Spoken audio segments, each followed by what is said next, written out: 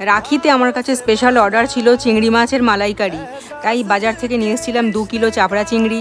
সেই চিংড়ি মাছে নুন হলুদ মাখিয়ে কিছুক্ষণের জন্য রেখে সর্ষের তেলে ভালো মতো মাছগুলোকে ভেজে তুলে নিলাম। আর এখানে আমি রেডিমেড নারকেলের দুধ ইউজ করেছিলাম। আদা পেঁয়াজ রসুন টমেটো কাঁচা লঙ্কার একটা পেস্ট বানিয়ে সর্ষের তেলে গোটা গরম মশলা দেওয়ার পরে সেই পেস্টটাকে দিয়ে ভালো মতো কষিয়ে নিতে হবে। পেস্টটা থেকে যখনই তেল ছাড়তে শুরু করবে তখনই জলের বদলে দিয়ে দিতে হবে গুলে রাখা নারকেলের দুধ একটু একটু করে। পুরো রান্নাটাই নারকেলের দুধের ওপরেই করতে হবে।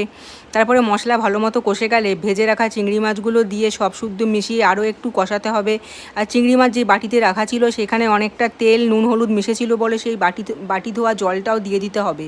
তারপরে সব শুদ্ধ রান্না করতে হবে। এটা বেশিক্ষণ টাইম লাগে না রান্না করতে। কিছুক্ষণ নাড়াচাড়া করার পরই রান্নাটা হয়ে যাবে এবং তারপরে ওপর দিয়ে একটুখানি গুঁড়ো গরম মশলা কাঁচা লঙ্কা এবং ঘি ছড়িয়ে গরম গরম ভাতের সাথে পরিবেশন করতে হবে। খেতে কিন্তু অসাধারণ লাগে।